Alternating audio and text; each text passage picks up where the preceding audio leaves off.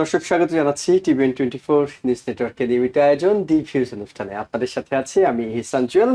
আমেরিকাকে বলা হয় স্বপ্নের দেশ। স্বপ্ন পূরণের এই দেশটি বর্তমানে নানা সমস্যায় জর্জরিত। একদিকে মধ্যপ্রাচ্যে যুদ্ধের পরিস্থিতির সঙ্গে জড়িয়ে পড়েছে আমেরিকা, অন্যদিকে অভ্যন্তরীণভাবে অর্থনীতি ও নানা সংকট মোকাবেলা করতে হচ্ছে। এবং এসব কারণে এই দেশটিকে অভিবাসীদেরও দেশ বলা হয়, কিন্তু অভিবাসীদের স্বপ্ন পূরণটা এখন একেবারে দুঃস্বপ্ন আমরা বলবো না, তবে সেই স্বপ্ন পূরণটা অনেকটা কঠিন হয়ে পড়েছে, নানা কারণে কঠিন হয়ে পড়েছে। একদিকে অভ্যন্তরীণ নানা নিয়ম নীতির পরিবর্তন এসেছে, অন্যদিকে যেটি হচ্ছে সেটি হলো অভিবাসীরা নিজেরাও নানা ভুল কাজের সঙ্গে জড়িয়ে পড়ছেন। এইসব কাজের ফলাফল হিসেবে বিভিন্ন দেশ, বিশেষ করে আমরা যদি বাংলাদেশ কমিউনিটি নিয়ে আলোচনা করি, তবে বাংলাদেশি কমিউনিটির মানুষজনও নানা কারণে এখানে সমালোচিত হচ্ছেন এবং একই সঙ্গে তারা নানা ভুল কাজ করছেন, অজ্ঞতা থেকে ইচ্ছে বশত অনেকে করছেন। এসবের ফল পড়ছে পুরো কমিউনিটির উপরে। তাই আমরা আজকে যে বিষয়টি আলোচনা করব, অভিবাসীদের জন্য আমেরিকা এখন কতটা স্বপ্নের, আমরা দুঃস্বপ্নের বলছি না, কতটা স্বপ্নের, সেই বিষয়টি নিয়ে আলোচনা করতে স্টুডিওতে আমন্ত্রণ জানিয়েছি নিউ আমেরিকান ডেমোক্রেটিক ক্লাবের এক্সিকিউটিভ ডাইরেক্টর আহনাফ আলমকে। আহনাফ ভাই, আপনাকে স্বাগত জানাচ্ছি। ধন্যবাদ আমন্ত্রণ জানানোর জন্য। দর্শক, আপনারা যারা দেখছেন অনুষ্ঠানটি, আমাদের এই অনুষ্ঠানটি সরাসরি সম্প্রচার হচ্ছে টেলিভিশনের স্ক্রিনে। আমরা যে নাম্বারটি দেখাচ্ছি এই নাম্বার টেলিফোন করে আপনার বাস্তব পরিস্থিতি সম্পর্কে অভিজ্ঞতা শেয়ার করতে পারবেন এবং একই সাথে কোনো প্রশ্ন পরামর্শ সেটি জানাতে পারবেন। টিভিএন 24 এর ফেসবুক পেজেও সরাসরি সম্প্রচার হচ্ছে, সেখানেও আপনার কমেন্টস আকারে যে কোনো প্রশ্ন জানাতে পারবেন। আর ভাই, শুরুতে যে বিষয়টি জানতে চাই সেটা হলো এই নানা অভিবাসন নীতি পরিবর্তন। আমরা বিশেষ করে প্রেসিডেন্ট ডোনাল্ড ট্রাম্প, বর্তমান প্রেসিডেন্ট, তিনি 1 বছর আগে দায়িত্ব নিয়েছেন। তার দায়িত্ব নেওয়ার পরে আমরা এই সমস্যাগুলো একটু বেশি আলোচনায় আসছে। বৈধ এবং অবৈধ অভিবাসী যারা আছেন তারা এখন কি ধরনের বাস্তব সমস্যাগুলোর সম্মুখীন হচ্ছেন? আসলে আপনি জানেন যে ট্রাম্প প্রশাসন কিন্তু সে ইলেকশনের আগে থেকে বলে আসছিল যে সে ইমিগ্রেশন নীতিতে যথেষ্ট পরিমাণে কঠোর হবে, বিশেষ করে যারা অবৈধ ভাবে এখানে প্রবেশ করেছেন তাদের ব্যাপারে সে কঠোর হওয়ার কথা ছিল। কিন্তু ইন দ্য মিন টাইম আমরা দেখতে পেলাম যে আপনার আরও অনেকগুলি ইমিগ্রেশন নীতিতে সে পরিবর্তন এনেছে। আপনারা জানেন যে এখন ভিজিট ভিসাতে যারা ঢুকবে ওদের জন্য বিশেষ করে স্পেসিফিক কিছু কান্ট্রিগুলি, যেটা আমাদের বাংলাদেশের এটাতে অন্তর্ভুক্ত হয়েছে, যে এক একজনকে এক এক পরিমাণ একটা অর্থ দিয়ে এখানে ঢুকতে হবে, ঢুকার পরে তাকে আবার যখন সে ব্যাক করবে অন টাইমে সেটা সে রিফান্ড পাবে। এই টাইপের অনেকগুলি যুক্ত করেছে। আর যেটা আপনি বললেন যে স্বপ্ন আমেরিকা, আসলে এটা অনেক কঠিন বর্তমানে। এটার জন্য আসলে আমি বলবো যে কোনো না কোনোভাবে আমাদের মানে শুধু বাংলাদেশিরা না, ইমিগ্রেন্ট কমিউনিটি দায়ী। কারণ আমরা আসলে যারা এখানে থাকতে চাচ্ছি, আমরা কিন্তু আপনার যেইভাবে পেপার ওয়ার্কগুলি আমাদের করা উচিত ছিল, আমরা কিন্তু আসলে অনেক ক্ষেত্রে সেভাবে করতে ব্যর্থ হয়েছি। বিশেষ করে আমরা মিস ইনফরমেশন, ডিসইনফরমেশনে কিন্তু আমরা অনেকে দিচ্ছি। এখন এটার সংখ্যা হয়তো খুব কম, কিন্তু আপনার এই কম সংখ্যার মানুষগুলি যখন ধরা খাবে তখন কিন্তু যারা লিগ্যালি এই প্রক্রিয়ার সাথে আছে ওরাও কিন্তু এফেক্টেড হবে। কারণ আপনারা জানেন যে ওই যে একটা কথা আছে যে আপনার একজন আপনার অন্যায় করলে এটার ফল আপনার আরো অনেককে এটার ভোগ করতে হয়। ঠিক ওই প্রক্রিয়ার মধ্যেই অনেক ভালো ভালো যাদের কেসগুলি আছে তারাও কিন্তু আসলে সংকটে পড়ছে। আরেকটা জিনিস হলো, আপনারা জানেন যে বিশেষ করে আমরা দেখে থাকি যে বিভিন্ন সময় আপনার যেই দেশগুলির থেকে আমেরিকাতে মানুষগুলি আসে, অনেকে কিন্তু পলিটিক্যাল অ্যাজাইলাম কেসগুলি করে। কিন্তু আপনার আমরা যদি আমাদেরকে দিয়ে যদি এটা বিশ্লেষণ করি, আপনারা দেখবেন যে আপনার 90%ই কিন্তু হলো যে আপনার এটা হলো গিয়ে সেলফ মেড স্টোরি করে কিন্তু ওরা কিন্তু এগুলি করে। তো আলটিমেটলি আপনার একটা গভর্নমেন্ট আপনার যখন মানুষদেরকে পেপার দেয়, কিন্তু পেপার দেওয়ার পরে কিন্তু মানে হয়তো সবার ভেরিফিকেশন করা সম্ভব হয় না, একটা পার্সেন্টেজের ভেরিফিকেশন কিন্তু করে ওরা, এমন না যে করে না। তো আর এখন কিন্তু ডিজিটাল প্রযুক্তির কারণে এটা আরও ফাইন্ড আউট করা ইজি। আপনার মামলাগুলি হইতে শুরু করে পেপার ওয়ার্ক, নিউজ পেপারের কাটিং, সব কিছু কিন্তু বাইর করা খুব ইজি। তো এগুলির কারণে আসলে দিন দিন ইমিগ্রেশন এখানে আমি বলবো যে খুব মানে আরও কঠিন হচ্ছে এবং সামনের দিকে আরও কঠিন হবে। কারণ আরেকটা জিনিসের ব্যাপার হলো, যখন আপনার একটা নিয়ম আপনি এখানে ইমপ্লিমেন্ট করবেন, এটা কিন্তু অন্য গভর্নমেন্ট এসে কিন্তু এটা ক্যান্সেল করে না, ওইটার উপরেই কিন্তু মডিফিকেশন করে। কারণ সবাই চায়, অনেক অনেকে হয়তো এই বিষয়টাতে আশায় আছেন যে প্রেসিডেন্ট ডোনাল্ড ট্রাম্প তো 4 বছর আছেন, তারপর মনে হয় বিষয়গুলো সহজ হয়ে যাবে। তার মানে কি বিষয়গুলো তখনও সহজ হবে না? আসলে মানে আপনার একটা পলিসি যখন একটা গভর্নমেন্ট ইমপ্লিমেন্ট করে আর একটা গভর্নমেন্ট এসেই কিন্তু এটাকে একেবারে ফুললি আপনার এটাকে মানে কি বল বাতিল করে না। ডিসকন্টিনিউ করে না, ওটার ইয়েতে মডিফিকেশন আনে। আবার দেখা গেছে যে আপনার ইমিগ্রেশনের যে হিয়ারিংগুলি হয় ওখানে আপনার ওদের এখন যেই ধরনের একটা ডেট সিচুয়েশন, কোনো হিয়ারিং হচ্ছে না, মানুষ বুঝতে পারতেছে না যে তার কেসের কি অবস্থা হবে, হয়তো ওটাতে একটা গতিশীলতা আনবে, নতুন লোক নিয়োগ দিবে, জাজ নিয়োগ দিবে, অফিসার্স নিয়োগ দিবে, তখন হয়তো এটার আপনার যে গতিশীলতা বাড়বে। কিন্তু আমার মনে হয় না তেমন একটা পরিবর্তন হবে, কারণ আপনারা দেখে থাকবেন যে ইভেন তো বাইডেন যখন ছিল 4 বছর, তখনও কিন্তু বহু মানুষ তার কেস নিয়ে কিন্তু ঝুলেছিল, কোনো কিন্তু মীমাংসা হয়নি। আমার জানা মতে যে আমাদের কমিউনিটিতে মানুষের লাস্ট 8-10 ইয়ার্স ধরে পলিটিক্যাল অ্যাজাইলামের অ্যাপ্লাই করছে, কিন্তু এখনো পর্যন্ত হিয়ারিং হচ্ছে না। বাট ইদানিং অনেকের খবর পাচ্ছি যে হিয়ারিং এর জন্য ডেট পাচ্ছে, কিন্তু ওরা তো আতঙ্কিত, কারণ এতদিন ধরে হয় না, এখন হচ্ছে, কারণ এটা একটা টাইম যাচ্ছে ইমিগ্রেশনের জন্য। এবং এটা কি যাদের হচ্ছে, খবর পাচ্ছেন হিয়ারিং এর জন্য ডাক পাচ্ছে, তারা কি ট্রাম্প প্রশাসনের সময় যারা আবেদন করছেন তাদের, নাকি একেবারে অনেক পুরনোদেরও খবর পাচ্ছেন? দুটোটাই। অনেকের ধরেন যারা 1-2 বছরের মধ্যে করছে, অনেককেই কিন্তু ডাকছে, এবং ডেকেই কিন্তু আপনার মোটামুটি বলবো যে 95% ডিনাইড। আর যারা অনেক পুরানো করতেছে, যাদেরকে ডাকছে, যারা 8-9 বছর আগে করছে, কিন্তু দেখেন যে তখন কিন্তু বাংলাদেশের পলিটিক্যাল প্রেক্ষাপটটা ভিন্ন ছিল। যেই গভর্নমেন্টকে ওরা এলিগেশনস দিয়ে আপনার করছে এই জন্য বাংলাদেশে থাকতে পারে না, ওরা ওই গভর্নমেন্ট কিন্তু এখন নাই।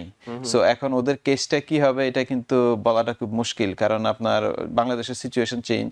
ধরেন যদি কেউ যদি বলতো যে আমি আওয়ামী লীগের ভিকটিম, এখন তো আওয়ামী লীগ নাই, তাহলে তোমার দেশে যেতে প্রবলেম কোথায়? এই ধরনের অনেকেই প্রবলেমে পড়বে। কিন্তু এটা যদি আরো 2 বছর আগে হইতো তাহলে কিন্তু এই প্রবলেমে পড়তো না, তার কেসটা হয়তো জেনুইন ছিল। কিন্তু এখন তার এটা জেনুইন থাকবে না, যেহেতু বাংলাদেশের গভর্নমেন্টটা চেঞ্জ হয়ে গেছে। প্রেক্ষাপটটা পরিবর্তন হয়ে গেছে, জি, তাই জি। অনেক সমস্যা অনেকে হয়তো ফেস করতে পারেন। যে প্রশ্নটি চলে এসেছে সেটি হলো যে ট্রাম্প প্রশাসন সাম্প্রতিক যে সিদ্ধান্ত নিয়েছে, অভিবাসন ভিসা অ্যাপ্রুভ করা হচ্ছে না কিংবা ভিসা দেওয়া হচ্ছে না যে কয়েকটি দেশের, তাদের মধ্যে বাংলাদেশও পড়েছে। এটি নিয়ে যারা দীর্ঘদিন ধরে আমেরিকায় হয়তো অপেক্ষায় ছিলেন তাদের আত্মীয় স্বজন পরিবারের সদস্যদেরকে নিয়ে আসবেন, তাদের অবস্থাটা আসলে কি দাঁড়াচ্ছে? এটি কি পুরোপুরি বন্ধ, তারা কি আর কখনো পাবেন না, নাকি এটি আসলে যাচাই বাছাইয়ের জন্য একটি নির্দিষ্ট সময় বন্ধ থাকবে? এটা আসলে যতটুকু আপনার খবর নিয়ে জানতে পেরেছি, এটা টেম্পোরারি। এটা ওরা কিছু আপনার ইমিগ্রেশন নীতিতে পরিবর্তন আনবে, আনার পরেই এটা হয়তো কিছু আপনার আরো কিছু রুলস এটার সাথে অ্যাড করে দিবে। বিশেষ করে আপনার আগে কিন্তু আমরা সবাই কিন্তু আসলে ইমিগ্রেশন পেপারগুলি একজন দিলে সিগনেচার করে দেয়, আমরা কিন্তু পড়ি না। আগেই কিন্তু ছিল যে আপনি আমেরিকাতে যদি কাউকে স্পন্সর দেন কিংবা আপনি স্পন্সর করে নিয়ে আসেন, আপনি কিন্তু 36 মান্থ আপনি তার সমস্ত মেডিকেল এবং আপনার থাকা খাওয়ার লাইবিলিটি আপনার। কিন্তু এটা আমরা সিগনেচার করে এনেছি, কিন্তু এরপরে আনার পরে কিন্তু এখানে পাবলিক যে বেনিফিটগুলি আমরা কিন্তু একটাও কিন্তু ছাড় দিই নাই, মোটামুটি যা যা পাওয়ার সবই নিয়েছি। কিন্তু এগুলি আগে ওইভাবে দেখা হতো না, কিন্তু ট্রাম্প অ্যাডমিনিস্ট্রেশন এটাকে বলতে চাচ্ছে যে যারা এই সুবিধাগুলি নিয়েছে কিংবা সামনে আরও যারা নিবে ওদেরকে ওরা শাস্তিরা, তা এটা হইতে পারে যে সে যদি ফ্যামিলির কারোর জন্য অ্যাপ্লাই করে কিংবা আপনার অনেকে এক্সেসিভ মেডিকেল বিল যাদের হয়েছে, এই সমস্ত মানুষগুলিকে ওরা ধরবে। কারণ ওরা চায় না যে আপনার একটা নতুন মানুষ এসে এখানকার ইকোনমিতে কোনো কন্ট্রিবিউট না করে এসে এখানকার সুবিধাটা সে সরাসরি ভোগ করবে। সো এই জিনিসগুলি সামনে যেটা আগে ধরতো না এটা এখন ধরবে। এটা এমন না যে আসলে খুব নতুন একটা নিয়ম হয়েছে, কিন্তু এখন এটা আলোচনায় আসছে দেখে আমাদের মনে হচ্ছে যে এটা একটা নতুন, কিন্তু আসলে এটা কিন্তু নতুন না, এটা আগেই কিন্তু ছিল। ইমপ্লিমেন্টেশনটা ছিল আগে না। কিছুটা ফাঁকফোকর ছিল, ছিল। মানে এটার ইমপ্লিমেন্টেশনে। তাহলে বাংলাদেশের আমরা জানি যে অভিবাসন ভিসা পাওয়া বন্ধ হয়ে আছে। অন্যদিকে যারা ব্যবসা বাণিজ্য কিংবা ব্যক্তিগত সফরে আসবেন তাদের ক্ষেত্রে বন্ডের বিষয় আছে। শিক্ষার্থীদের একটা সময় আমরা দেখেছিলাম যে বাংলাদেশ থেকে প্রচুর সংখ্যক শিক্ষার্থীরা আসছিলেন, এবং একটা বাইডেন প্রশাসনের শেষ বছর আমরা দেখেছি যে বাংলাদেশ 13তম থেকে 8ম স্থানে উঠে এসেছিল শিক্ষার্থী পাঠানোর ক্ষেত্রে। এখন কি শিক্ষার্থীদের সে আগের ফ্লোটা আছে, নাকি শিক্ষার্থীরাও বিমুখ হচ্ছে এই ধরনের অভিবাসন জটিলতার মধ্যে তারা পড়তে চাইছেন? আসলেই এটা একটা সুন্দর প্রশ্ন করেছেন, কারণ আমার দেখাতে আপনার আমি অনেকের সাথেই কানেক্টেড যারা স্টুডেন্ট বিষয়ে এখানে এসেছে। ওদের মধ্যে একটা আতঙ্ক তো থাকবে। আসলে আমেরিকাতে কেউ যদি একবার মানে প্রবেশ করে সে কিন্তু চায় না যে আসলে সে আবার গো ব্যাক করে তার নিজের কান্ট্রিতে যাবে। সে চায় যে এখানে সে পড়াশোনা করবে, এখানে সে পড়াশোনা করে একটা জব পাবে, একটা জব পেলে তার ব্যাক হোমে তার যে ফ্যামিলিজ আছে এখানে সেটেল হওয়ার চেষ্টা করে, যদি এখানে থেকে যদি তার ফ্যামিলিকে সাপোর্ট করা যায়। কারণ একটা মানুষের সাথে আপনার তার ব্যাক হোমে অনেকে কানেক্টেড। সো সবাই কিন্তু এটা একটা সময় কিন্তু মানুষ স্টুডেন্ট ভিসায় যারা লিগ্যাল ছিল ওরা কিন্তু অন্যান্য ভিসায় কিংবা অন্য কোনোভাবে আপনার এখানে পার্মানেন্ট হওয়ার একটা সুযোগ ছিল। কিন্তু এখন যেহেতু আপনার ট্রাম্প অ্যাডমিনিস্ট্রেশন খুবই স্ট্রিক্ট যে আপনার স্টুডেন্ট ভিসা যারা আসবে এবং তাদেরকে স্টুডেন্টই থাকতে হবে এবং পড়াশোনা শেষ করে তাদেরকে গো ব্যাক করতে হবে।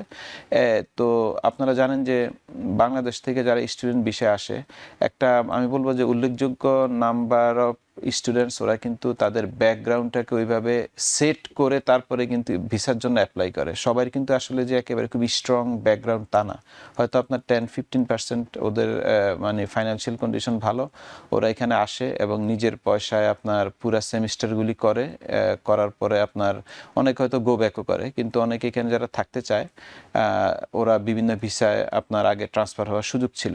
কিন্তু এখন যারা আপনার যে নিজের পোর্টফোলিওটাকে ক্রিয়েট করবে এটা কিন্তু একটা ইনভেস্টমেন্টের ব্যাপার। অনেকে প্রপার্টি সেল করে ব্যাংকে রাখে কিংবা আপনার কারো থেকে লোন করে ব্যাংকে রাখে, দেখা যায় তার ব্যাংক সলভেন্সি আছে, এখানে সে তার টিউশন দিতে পারবে। কিন্তু ওরা কিন্তু এখন আর ওই রিস্কটা নিবে না, কারণ সে যদি জানে যে তার এখানে থাকাটা মানে আপনার মানে থাকার কোনো গ্যারান্টেড কোনো ওয়ে নাই, ভবিষ্যৎ নাই, তাইলে সে আসলে ওই টাকাটা সে ইনভেস্ট হয়তো করবে না। তো এইভাবে হয়তো আরো কয়েকদিন পরে আমরা বুঝতে পারবো যে নাম্বারটা আসলে কতটুকু লো হচ্ছে। আর তার মানে অভিবাসীরা নানা ধরনের সমস্যা পড়ছে নীতিমালার কারণে। আর যেটি পাবলিক চার্জের বিষয়টি এসেছে, অর্থাৎ যারা করে ফেলেছেন এখন তারা কি করবেন, তারা অনেকে আতঙ্কে আছেন যে আগে হয়তো সরকারি সুযোগ সুবিধা নিয়ে ফেলেছেন, তারা হয়তো জানতেন না, প্রতিবেশীকে দেখেছেন, পাশের বন্ধুকে দেখেছেন নিতে, তারা নিয়ে ফেলেছেন। এখন কি তারা এটার জন্য বড় ধরনের কোনো সাফারিংসে, একটা তো হলো যে রাষ্ট্রীয়ভাবেই অভিবাসন ভিসা বন্ধ হয়ে গেল, কিন্তু ভবিষ্যতে কি তারা আর কোনো সমস্যা পড়বেন কিনা? এখন আসলে ডিপেন্ড করে যে ওনার উনি যদি সিটিজেন হয়ে থাকেন, থাকার পরে উনি কারোর জন্য অ্যাপ্লাই করবেন কিনা। যদি করেন তাহলে একটা ব্যাপার থাকবে।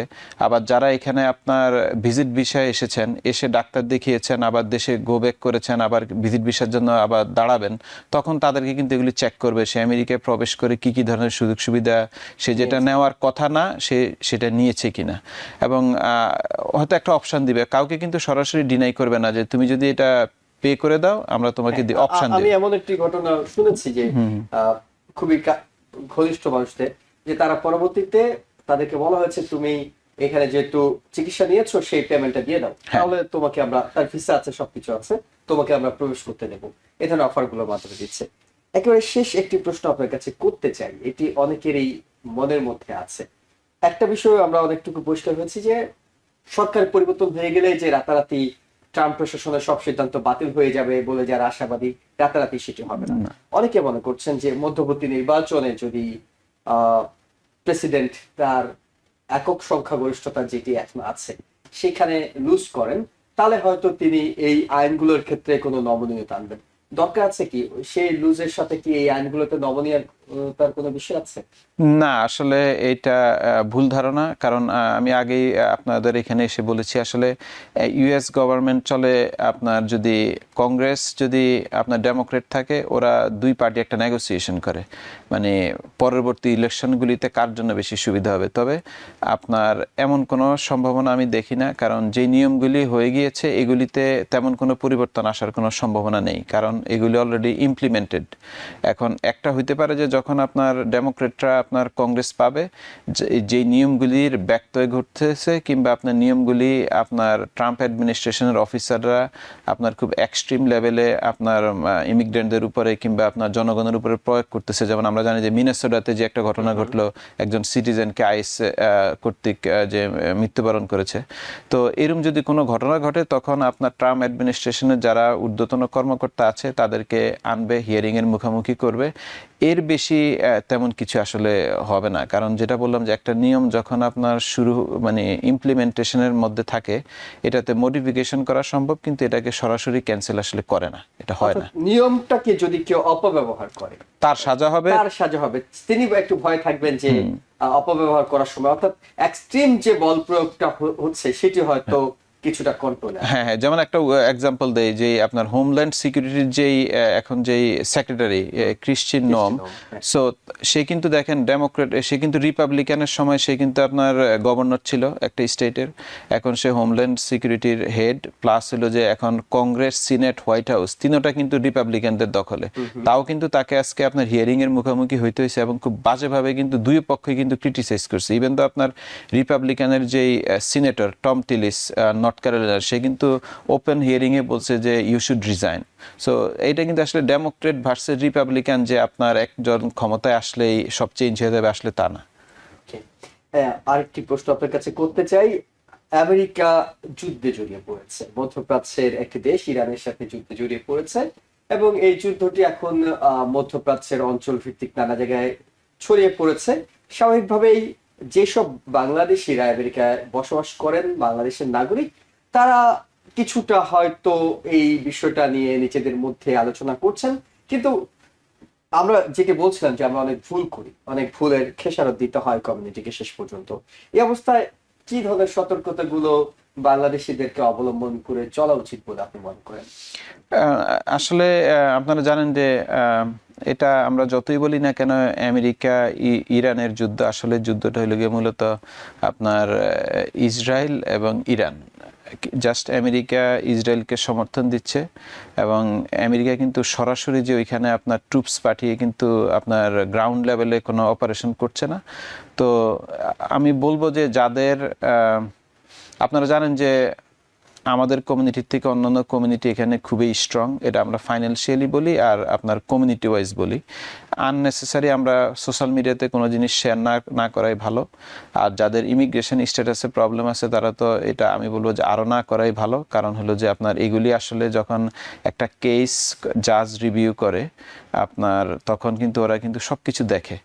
যেমন আমি কিন্তু একসময় সোশ্যাল মিডিয়াতে একটা পোস্ট আপনার শেয়ার করার ভিকটিম, আমার নামে কিন্তু আপনার নিউ ইয়র্ক পোস্টে কিন্তু রিপোর্ট হয়েছে। সো মানুষের আপনি আসলে শুধু এই যুদ্ধ নিয়ে নয়, যে কোনো কিছু আপনার সোশ্যাল মিডিয়াতে আপনি শেয়ার করেন, আপনি আসলে আপনাকে সতর্কতা অবলম্বন করা উচিত। আসলে আপনি কি শেয়ার করছেন, এটা শেয়ার করার আগে একটু পড়বেন যে এটা আসলে কোনোভাবে আপনার এই শেয়ারের মাধ্যমে অন্য কেউ ক্ষতিগ্রস্ত হচ্ছে কিনা, অন্য কারো ফিলিংসে হার্ট হচ্ছে কিনা, এই জিনিসগুলি আসলে একটু লক্ষ্য রাখবেন। তবে হ্যাঁ, এটা সম্ভব যে আপনার একটা পোস্টের কারণে আপনাকে কোনো না কোনো জায়গায় আটকিয়ে দেওয়া সম্ভব।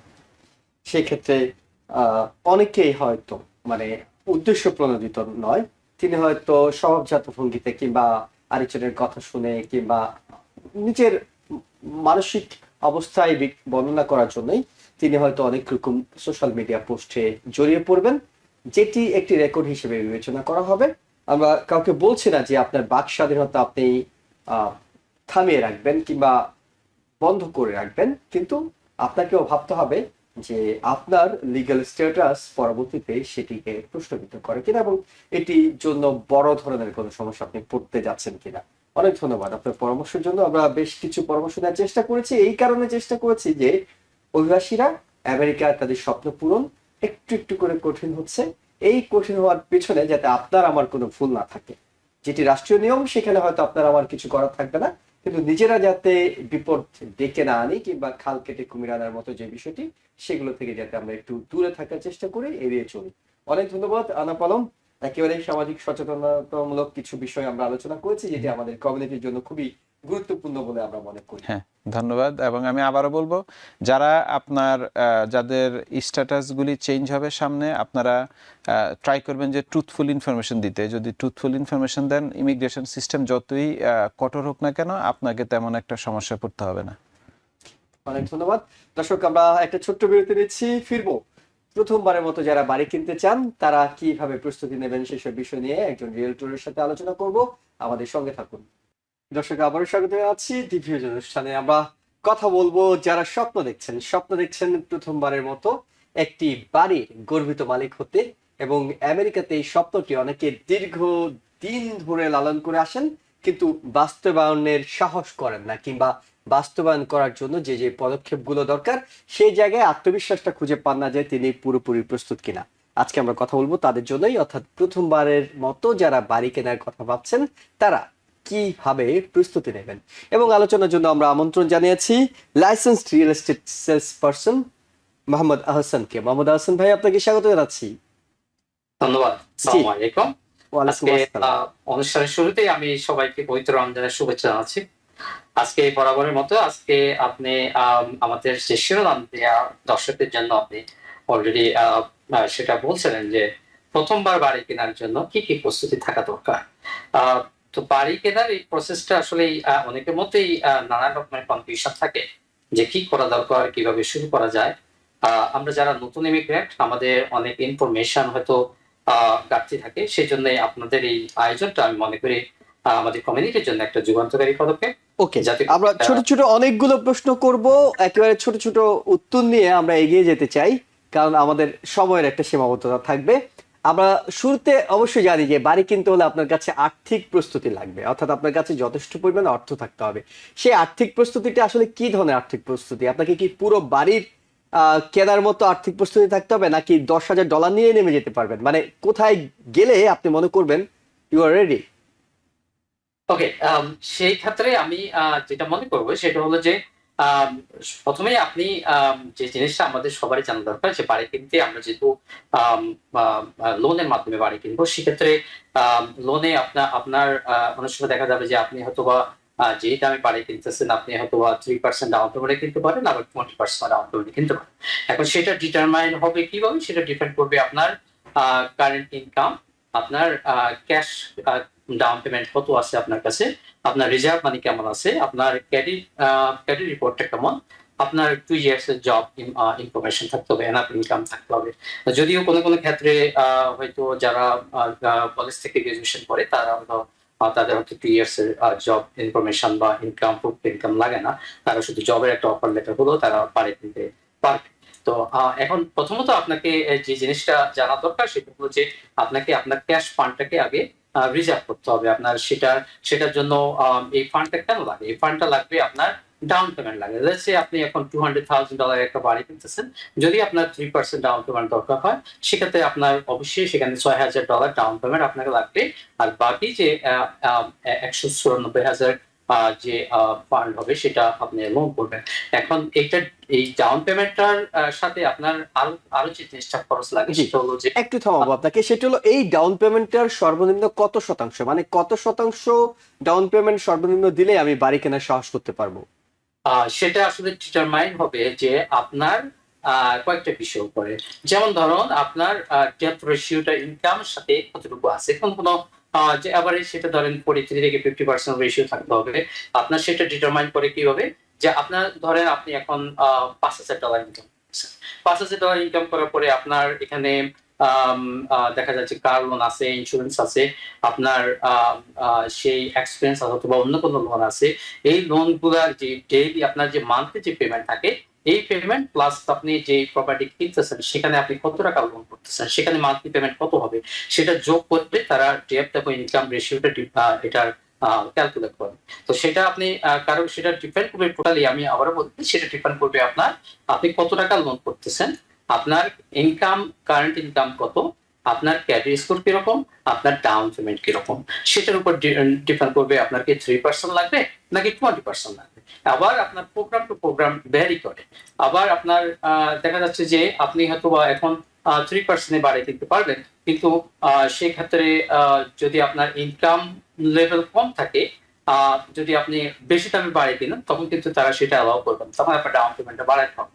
তো আমি যে জিনিসটা আমাদের প্রথমেই জানা দরকার সেটা হলো যে আমাদের বাড়ি কেনার আগে আমাদের ক্যাশ ফান্ড কতটুকু আছে সেটা আপনাকে আগে জানতে হবে, এবং আপনি কত টাকার বাড়ি কিনতে চাচ্ছেন। তো আপনি ডিটারমাইন করতে হবে যে আপনি কত টাকার বাড়ি অ্যাফোর্ড করতে পারবেন। আপনি যদি এখন $5,000 বাড়ি কিনেন, মান্থলি ইনকাম করেন, তাহলে আপনাকে চিন্তা করতে হবে 1500, 1600 অথবা 1800, ম্যাক্সিমাম হয়তো $2,000 মান্থলি পেমেন্ট যাতে থাকে। তো এখন এই ধরেন এই পেমেন্টটা ডিটারমাইন করার পরে আপনাকে আপনার আরেকটা জিনিস লাগবে, সেটা লাগবে যে আপনার ক্লোজিং কস্ট। এখন ক্লোজিং কস্টের ক্ষেত্রে আবার আপনার প্রোগ্রাম টু প্রোগ্রাম ডিফার হবে। কোনো প্রোগ্রাম আছে যেমন আপনার ক্লোজিং কস্ট যদি আপনার নো ডকে যান তখন আপনার ডাউন পেমেন্টটা বেশি লাগবে, ক্লোজিং কস্টটা বেশি লাগবে। এই ক্লোজিং কস্টের মধ্যে কি কি থাকে? ক্লোজিং কস্টের মধ্যে থাকে অ্যানুইটি থাকে, আপনার টাইটেল ইন্স্যুরেন্স থাকে, আপনার হয়তো মর্টগেজের ইন্স্যুরেন্স আছে, বা আপনার যদি লেস দেন 20% ডাউন পেমেন্ট থাকে আপনার হোম ইন্স্যুরেন্স থাকবে, আপনার অনেক সময় রিজার্ভ মানি থাকে।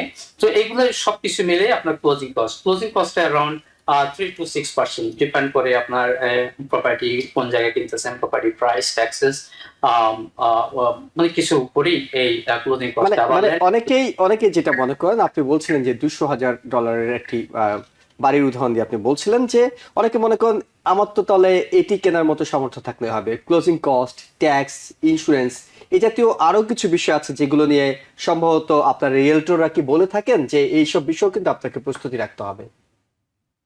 ডেফিনেটলি আপনাকে বাড়ি কেনার জন্য আপনার যে জিনিসটা আপনার জানা দরকার সেটা হলো যে আপনি বাড়ি কেনার পরেও আপনার যে মেনটেনেন্স কস্ট থাকে, আপনার বাড়ি কেনার পরে আপনার ইমার্জেন্সি ফান্ড লাগতে পারে, যেটা আপনার মুভিং কস্ট লাগতে পারে। ইভেন আপনি যখন এক জায়গা থেকে আরেক জায়গায় রিলোকেট হবেন, দেখা যাবে যে আপনার এই ট্রানজিশন পিরিয়ডে অনেক সময় দেখা যাবে যে আপনার হয়তো বা 2-3 মাস আপনার জব খুঁজতে হয়তো জব থাকবে না, তখন রিলোকেশনের জন্য আপনার মুভিং কস্ট থাকবে। আবার আপনার যে জিনিসটা সেটা হয়তো আপনাকে ব্যাংক হয়তো ধরেন 200,000 একটা প্রি অ্যাপ্রুভাল দিল, এখন আপনি যেটা চিন্তা করতেছেন সেটা হলো যে আমাকে তো $200,000 একটা প্রি অ্যাপ্রুভাল দিল, আমি $200,000 একটা বাড়ি কিনতেছি। কিন্তু আপনি জানেন যে আপনি যে ডাউন পেমেন্ট দিয়ে বাড়ি কিনতেছেন, বাড়ি কেনার পরে আপনাকে প্রপার্টিটা মেনটেন করতে হবে, আপনার ইমার্জেন্সি ফান্ড লাগবে। ইভেন আপনার এই বাড়ি কেনার পর হয়তো আপনার একটা গাড়ি কিনতে হবে। এখন গাড়ি কিনতে গেলে সেখানে আপনার যদি মান্থলি $300 এর ফাইন্যান্স মান্থলি পেমেন্ট থাকে, অথবা লিজ করলেন, তারপর ইন্স্যুরেন্স থাকবে, দেখবেন যে আপনার $400 এক্সট্রা এখানে বাজেট আছে। তো এখন আপনাকে ডিটারমাইন করতে হবে আপনি বাড়ি কেনার পরেও আপনি সেই টাকার যে প্রি অ্যাপ্রুভাল, যে লিমিট আপনাকে ম্যাক্সিমাম প্রাইস রেঞ্জ দেওয়া হচ্ছে, আপনি আপনি কম্পারেবলি কতটুকু অ্যাফোর্ড করতে পারবেন সেই জিনিসটা আপনাকে অবশ্যই মনে রাখতে হবে। আর বাড়ি কেনার আগে যে বিষয়টা সেটা হলো আপনাকে আপনার ডকুমেন্টেশন গুলো রেডি রাখতে হবে, আপনার 2 ইয়ার্স এর ট্যাক্স রিটার্নটা আপডেট রাখতে হবে, আপনার ক্রেডিট স্কোরটাকে আপনি মেনটেন করতে হবে। আপনি ইজিলি অনলাইনে আপনার ক্রেডিট স্কোর ভেরিফাই করতে পারেন। ইভেন আপনার মানে সেক্ষেত্রে ক্রেডিট স্কোর কত হলে প্রথমবারের মতো যারা বাড়ি কিনবেন তাদের জন্য আপনারা মনে করেন যে এইটি পারফেক্ট? সেক্ষেত্রে এখানে আমরা যেটা জানি সেটা হলো যে আপনার মিনিমাম 580 যদি আপনি এফএসএ প্রোগ্রামে যান, সেক্ষেত্রে আপনাকে 3% ডাউন পেমেন্ট অ্যালাউ করবে। আর যদি আপনার ক্রেডিট স্কোর বিলো 580 হয়, 580 হলে এফএসএ তে তখন দেখা যায় আপনার ডাউন পেমেন্টটা 3% থেকে আপ টু হয়তো 10% চাইতে পারে। আর এফএসএ আবার এখানে আবার এখন রিসেন্টলি গভর্নমেন্ট যে নিয়ম করছে সেটা হলো যে যদি আপনি এখানে রেসিডেন্সি না থাকে আপনাকে এফএসএ প্রোগ্রামে কোয়ালিফাইড করবে। সেক্ষেত্রে আবার কনভেনশনাল আপনি যাইতে পারেন, বাট কনভেনশনালে যেটা হয় সেটা হলো যে মিনিমাম 620 লাগে, অথবা কোনো ল্যান্ডার হয়তো আরো বেশি ক্রেডিট স্কোর দেখতে পারে। আবার তখন আপনার ডাউন পেমেন্ট কনভেনশনালও আপনি 3% বাড়ি কিনতে পারেন। তো আমি যেটা বলবো এফএসসি হলে 580, এটা হলো স্ট্যান্ডার্ড, সেক্ষেত্রে 3.5%। আর যদি আরো যদি বিলো হয় সেক্ষেত্রে আপনার ডাউন পেমেন্টটা বেড়ে, আর কনভেনশনাল মিনিমাম 620 ক্রেডিট স্কোর লাগে। আর যদি খুব ভালো ক্রেডিট স্কোর হয় তাহলে কি আপনার ব্যাংকের লোন পাওয়ার হারটা কি বেড়ে যাবে, এমন কোনো বিষয় আছে? ক্রেডিট স্কোরটা ভালো হলে আপনার যে জিনিসটা সেটা হলো যে আপনার ইন্টারেস্ট রেটটা ভালো ইন্টারেস্ট পাবেন, এটা হলো সবচেয়ে বেস্ট বেনিফিট। তো ভালো কি পাবেন বললেন? আপনি ভালো ইন্টারেস্ট রেটে পাবেন। আচ্ছা, ভালো ইন্টারেস্ট রেটটা ভালো হবে। ওকে, ইয়েস। আর ধরেন আপনার এই ক্রেডিট স্কোরটা আমরা ইচ্ছে করলে আর একটু বেটার কন্ডিশন করতে পারি যদি একটু সচেতন হয়। যেমন ধরেন আপনার ক্রেডিট কার্ডে আপনার ব্যালেন্স আছে হয়তো লিমিট হলো 5,000, আপনি সেখানে অলমোস্ট ম্যাক্সিমাম আপনি বাজার করে আপনি সে ব্যালেন্স আপনি ফুল করে রাখতেছেন। তো সেই ক্ষেত্রে হবে কি আপনার ক্রেডিট স্কোর ডেফিনেটলি নিচে চলে যাবে, আপনাকে 1/3 এর বেশি কোনো অবস্থায় ব্যালেন্স রাখা যাবে না।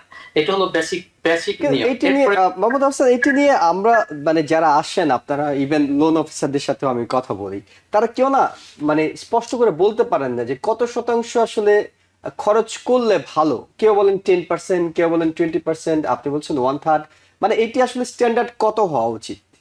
এখন স্ট্যান্ডার্ড হয়তো আপনার এখন ডিপেন্ড করে, এখন আপনার আপনার ক্রেডিট স্কোর যদি ভালো হয় তাহলে তো আপনার ওরি হওয়ার কিছু নেই। এখন যাদের ক্রেডিট স্কোরটা একেবারে সেন্সিটিভ জায়গা, যেমন 580 দরকার, এখন আপনার ক্রেডিট স্কোর 600, তাহলে আপনাকে ডেফিনেটলি পে আপ করে দিতে হবে। Okay. এখন আপনার ক্রেডিট স্কোর যদি 800 হয় তাহলে আপনার সেখানে তো 1/3 স্পেন্ড করলে আপনার ওরি হওয়ার কিছু নেই। এবং আরো কিছু বেসিক নিয়ম আছে, যেমন অনেক সময় দেখা যাচ্ছে যে আমরা যে জিনিসটা করি, আপনি দেখা যাচ্ছে যে হঠাৎ করে আমরা ক্রেডিট কার্ডের একটা দুইটা অ্যাকাউন্ট ক্লোজ করে দিলাম, অথবা নতুন করে কোনো লোনের জন্য অ্যাপ্লিকেশন করলাম, এই যে বিষয়গুলোর জন্য আপনার ক্রেডিট স্কোরটাকে তখন তারা হার্ডলি পুল আউট করে এবং ক্রেডিট স্কোর ডাউন হয়ে যায়, আপনার হয়তো লেট পেমেন্ট হয়ে যায়। এগুলো যদি একটু সচেতন থাকে, ক্রেডিট স্কোরটাকে একটু বেটার কন্ডিশনে রাখা যাবে। এবং আপনারা পরামর্শ দেন কখনোই কোনো ক্রেডিট কার্ড বন্ধ করা উচিত না।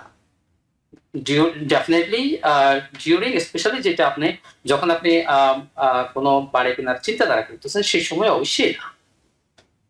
ওকে, আমরা তো অনেক ধরনের ক্রেডিট স্কোর দেখি, ট্রান্স ইউনিয়ন, তারপর ইকুইফ্যাক্স, এই ধরনের নানা ধরনের বিষয়গুলো আছে। আপনারা যখন প্রি অ্যাপ্রুভালের জন্য প্রস্তুতি নেন তখন আসলে কোন ক্রেডিট স্কোরটাকে আপনার স্ট্যান্ডার্ড হিসেবে দেখছেন?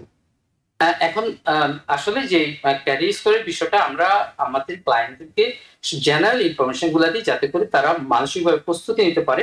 ইভেন এটা আসলে লোন অফিসাররাই সরাসরি এগুলা টেক কেয়ার করে, কিন্তু বিষয় হলো অনেক লোন অফিসার আছে অনেক বিজি, তারা অনেক সময় সাধারণ বিষয়গুলো বলার মতো সুযোগ পায় না। এই জন্য আমাদের ক্লায়েন্টের ইন্টারেস্টের জন্য আমরা ওনাদেরকে প্রাথমিক ধারণাগুলো দিয়ে থাকি। যেমন ধরেন একটা এক্সাম্পল আমি দিই, অনেক সময় দেখা যায় আপনি লোনের প্রসেসে আছেন, এখন দেখা যায় কি অনেক অনেক ক্লায়েন্ট আছে, দেখা যায় কি এক অ্যাকাউন্ট থেকে আরেক অ্যাকাউন্টে টাকাটা ট্রান্সফার করে। নিজের অ্যাকাউন্ট, আমার অ্যাকাউন্ট, আমি এক অ্যাকাউন্ট থেকে আরেক অ্যাকাউন্ট ট্রান্সফার করি, সেটা আমরা ইজিলি ওয়্যার ট্রান্সফার করতে পারি অথবা চেকের মাধ্যমে করতে পারি। সেটা না করি দেখা যায় কি করে, এক অ্যাকাউন্ট থেকে টাকা ক্যাশ আউট করে আবার আরেক অ্যাকাউন্টে জমা দেয়। তখন আপনি যখন লোনের প্রসেসে থাকেন, এই জিনিসগুলোর কারণে আপনার অনেক সময় লোন ডিক্লাইন হতে পারে ইনসাফিসিয়েন্ট ফান্ডের জন্য, অথবা দেখা যাবে যে আপনার লোন প্রসেসটা ডিলে হয়। তো এই বিষয়গুলো লোন অফিসারদের সাধারণত গাইড করার কথা, কিন্তু ওনাদের অনেকেরই ব্যস্ততার কারণে করতে পারে না। বাট আমরা যে রিয়েলিটি হিসেবে ক্লায়েন্ট ইন্টারেস্টের জন্য এই বেসিক জিনিসগুলো আমরা আমাদেরকে পরামর্শ দিয়ে থাকি।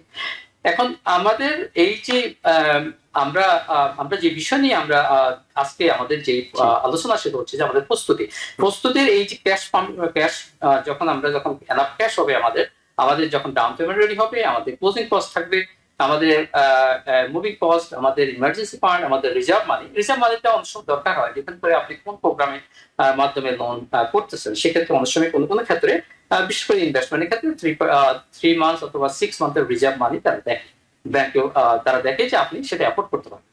এখন আপনার যখন ক্যাশ ফান্ড রেডি হয়ে গেল, আপনার ডাউন পেমেন্ট, ক্লোজিং কস্ট সব ফাইন্যান্সিয়াল যখন আপনার রেডি হয়ে গেল, তখন আপনাকে যে জিনিসটা করতে হবে, আপনাকে এখন এজেন্টের সাথে যোগাযোগ করতে হবে। আপনি যেই এরিয়াতে বাড়ি কিনবেন সেই লোকাল একজন এজেন্ট যাকে আপনার ভালো লাগে, যার রিভিউ ভালো, যার আপনার বন্ধু বান্ধব, আপনি একটু যাচাই করে নেবেন, যার অভিজ্ঞতা বেশি, যাকে আপনার পছন্দ হবে, তার সাথে আপনি কাজ করতে পারেন। এখন এই এজেন্ট চুজ করার পরে আপনি যে এলাকা বাড়িয়ে নেবেন সেই এরিয়া সম্পর্কে একটু ধারণা নিয়ে নেবেন, অথবা প্রয়োজন হলে আপনি একটু ভিজিট করবেন। ভিজিট করে আপনি যখন রিলোকেট, বিশেষ করে যারা প্রাইমারি রেসিডেন্সিয়াল অর্থাৎ নিজে থাকার জন্য বাড়ি নেবেন, আপনাদেরকে একবার যে এলাকা যাবেন সে এলাকার পরিবেশ সম্পর্কে ধারণা নেবেন, জব সম্পর্কে ধারণা নেবেন, বিস্তারিত আপনার কমিউনিটি সম্পর্কে ধারণা নেবেন। এরপরে আপনি বাড়ি কেনার চিন্তা করবেন। এখন এজেন্ট চুজ করার পরে তারপরে আপনি কি করবেন, আপনি একজন ল্যান্ডারের কাছে যাবেন, একজন বা দুইজন। সেক্ষেত্রে প্রথমত আপনি যে এজেন্টের সাথে আপনি কাজ করতেছেন সেই এজেন্টের একটা পরামর্শ নেওয়ার চেষ্টা করবেন। কারণ হলো আপনি যখন কোনো এজেন্টের রেফারেলে যাবেন, এর মানে হলো যে ওই লোন অফিসার আপনার ডেফিনেটলি টাইম টু টাইম এজেন্টের সাথে একটা প্রশ্ন এখানে চলে আসে, সেটি হলো আপনি বাড়ি কেনার কথা ভাবছেন, আপনি ফাইন্যান্সিয়ালি রেডি, দেন আপনি প্রথম কার সাথে যোগাযোগ করবেন? একজন রিয়েল এস্টেট সেলস পার্সনের সাথে যোগাযোগ করবেন, নাকি একজন লোন এজেন্টের সাথে যোগাযোগ করবেন, যাতে আপনার প্রি অ্যাপ্রুভালটা আগে আপনি দেখবেন? কোনটা? ওকে, আমি মনে করি যেটা করা দরকার, প্রথমেই একজন বায়ারে আপনার একজন রিয়েল এস্টেট এজেন্টের সাথে যোগাযোগ করা উচিত। এর কারণ হলো পুরা এই প্রক্রিয়াটা, এটা একটা টিম ওয়ার্ক। এখানে থাকে অ্যাটর্নি থাকে, এখানে রিয়েল এস্টেট এজেন্ট থাকে, এখানে লোন অফিসার থাকে, এখানে ইন্স্যুরেন্স এজেন্ট থাকে, আপনার সেলার এজেন্ট থাকে। এই সব কিছুই কমিউনিকেশন হবে একমাত্র রিয়েল এস্টেট এজেন্টের মাধ্যমে। আপনাকে পুরো প্রক্রিয়াটা, বাড়ি চুজ করা, বাড়ি কন্ট্রাক্টে যাওয়া, বাড়ি হ্যান্ড ওভার করা, তো সেই ক্ষেত্রে আমি মনে করি একজন এজেন্টকে আপনাকে সঠিক পরামর্শ দিতে পারবে। এখন এই যে ল্যান্ডারের কাছে আপনি যখন যাবেন, ল্যান্ডারের কাছে যাওয়ার আগে আপনি আপনি ইচ্ছা করলে 2 জন বা 3 জন ল্যান্ডারের সাথেও আপনি যোগাযোগ করতে পারেন। একজন হয়তো আপনার যে এজেন্টকে আপনি চুজ করবেন তার রেফারেল যাকে আপনি পছন্দ হবে, যাকে রিকমেন্ড করবে তার সাথে যোগাযোগ করতে পারেন।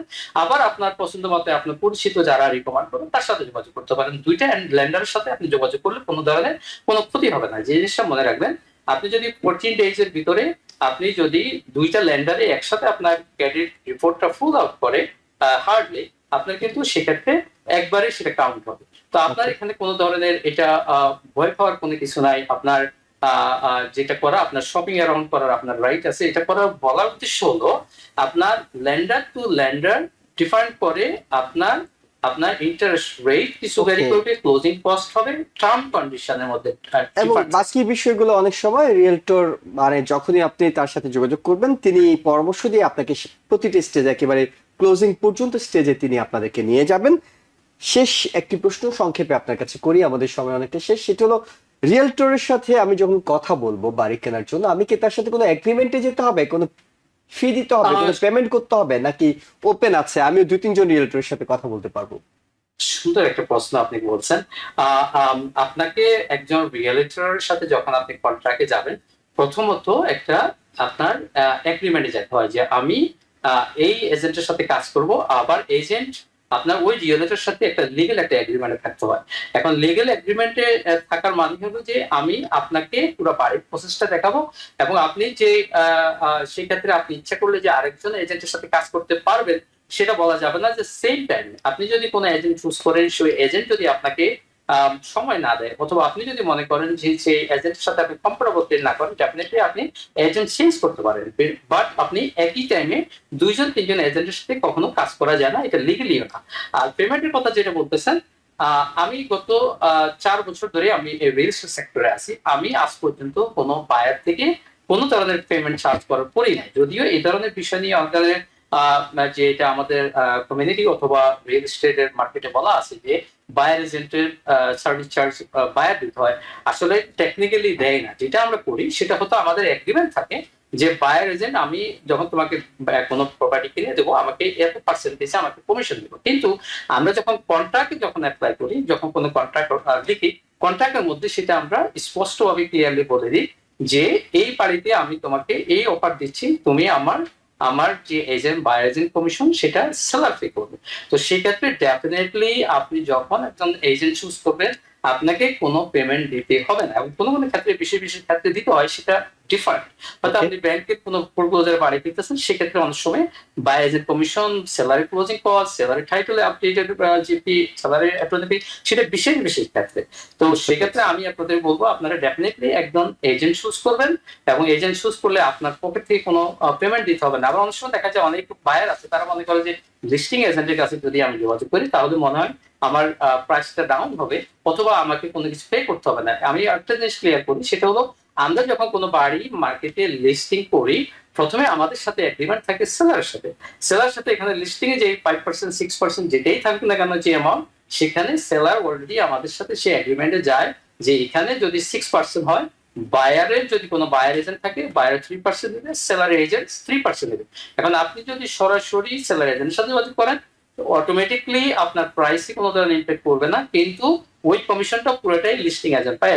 তার মানে আপনারা লিস্টিং এজেন্টের সাথে যোগাযোগ করলে যে আপনার প্রাইস কাট ডাউন হবে, এতে কোনো ধরনের কোনো সম্ভাবনা নাই। তো আপনারা সবসময় বাড়ি কেনার ক্ষেত্রে একজন এজেন্ট আপনার রাখাই ভালো, কারণ তিনি তো সেলার ইন্টারেস্টে সবসময় দেখবেন যদি সরাসরি তার সাথে যোগাযোগ করেন। অনেক ধন্যবাদ মোহাম্মদ হোসেন, অনেক ধন্যবাদ। আমাদের সময় শেষ হয়ে গিয়েছে। অনেকগুলো গুরুত্বপূর্ণ পরামর্শ আপনি দিয়েছেন, বিশেষ করে যারা প্রথমবারের মতো বাড়ি কেনার বিষয়টি নিয়ে ভাবছেন, তাদের মনের মধ্যে নানা প্রশ্ন থাকে, সেই প্রশ্নগুলোর উত্তর আমরা কিছুটা হলেও আজকে খোঁজার চেষ্টা করেছি। আগামী দিনে আরো আলোচনা করার সুযোগ রয়েছে আপনার সাথে। অনেক ধন্যবাদ আপনাকে যোগ দেওয়ার জন্য, এবং একই সঙ্গে দর্শক যারা দেখছিলেন সবাইকে ধন্যবাদ জানিয়ে শেষ করছি। আগামীকাল আবারও সন্ধ্যা 7টায় দি ফিউজ অনুষ্ঠান দেখার আমন্ত্রণ জানিয়ে ভালো থাকবেন। TBN 24 টেলিভিশন দেখতে আজই কল করুন 7187776556। লগ ইন করুন www.totalcablebd.com। নিউ ইয়র্ক থেকে সম্প্রচারিত TBN 24 টেলিভিশন বিশ্বজুড়ে বাঙালির কণ্ঠস্বর।